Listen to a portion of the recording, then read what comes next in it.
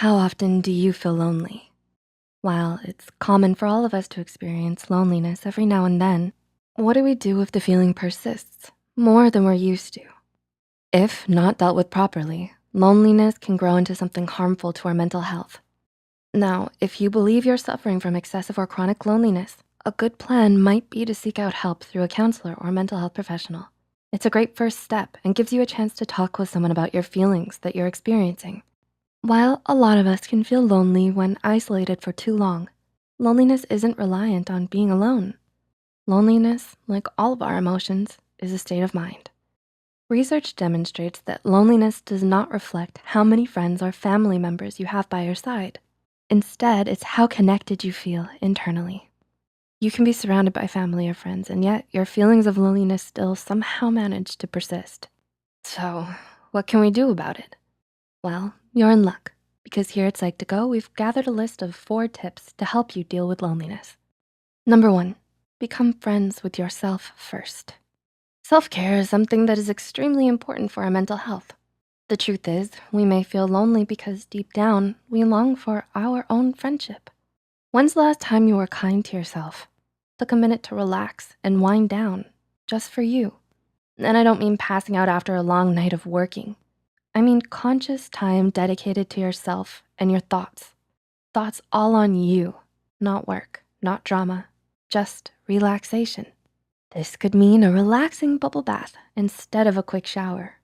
Some time spent doing an activity or a hobby that you enjoy, or perhaps sitting down with your favorite book. When loneliness comes knocking on the door, it's a good idea to look inwards and spend some time with the friend within ourselves. They may be the one to help us calm ourselves and relieve some stress. That is, if we do spend time with them. Once we've made friends with ourselves, we might not feel as lonely around others or on our own, because you always know you got your back. Number 2, show compassion.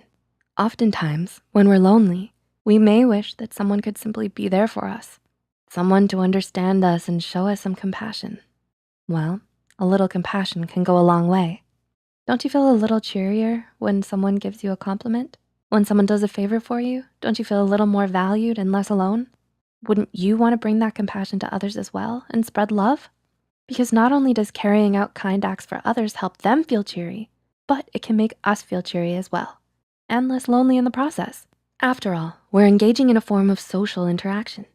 Compassion can be a step towards making a new friend or simply feeling less lonely knowing you may have made someone's day. According to research from psychologists Ed Diener and Martin Seligman, altruism can lead to improved mental and physical health, as well as speed up recovery from diseases. Brain imaging research from Naomi Eisenberger at UCLA has found that providing support for others may have unique positive effects on key brain areas involved in stress and reward responses. The research shows that a little compassion and support can predict decreased stress responses in the brain. So next time you're feeling lonely, perhaps reach out to a family member or old friend who could use some support. Donate to a charity or volunteer with an organization you care about, maybe a mental health organization on loneliness. I'm sure they'd love the support as much as you.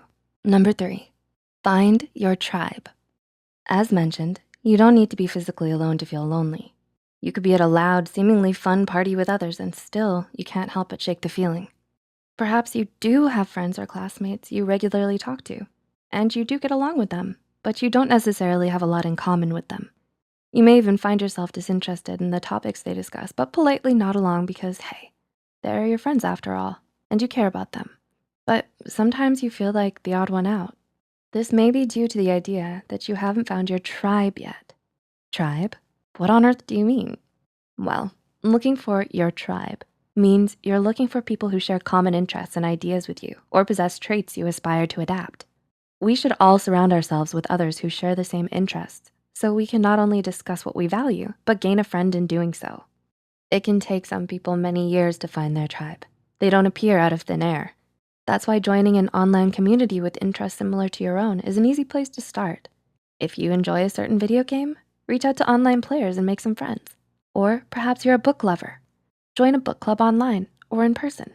You may find yourself with your very own tribe in no time. Number 4, there is no perfect friend. If you're lonely, you may have daydreamed about what it would be like to be perfectly socialized. Imagining yourself with an ideal group of friends and your best friend, the perfect friend. Hate to burst your bubble, but there's no such thing as perfect. Meaning your imaginary friend isn't all you'd hoped they'd be. Theory and research suggest that those with a high level of perfectionism are more at risk for depressive symptoms and suicide ideation because their feelings of alienation, isolation, and loneliness are all the more intense.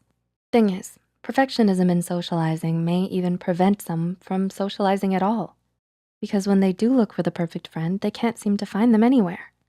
Philosopher and author of A Philosophy of Loneliness, Lars Svensson, argues that people with chronic loneliness may likely be social perfectionists. Svensson explains that social perfectionism is more common among lonely individuals than non-lonely. The lonely person thinks that they're unloved and that no one will befriend them.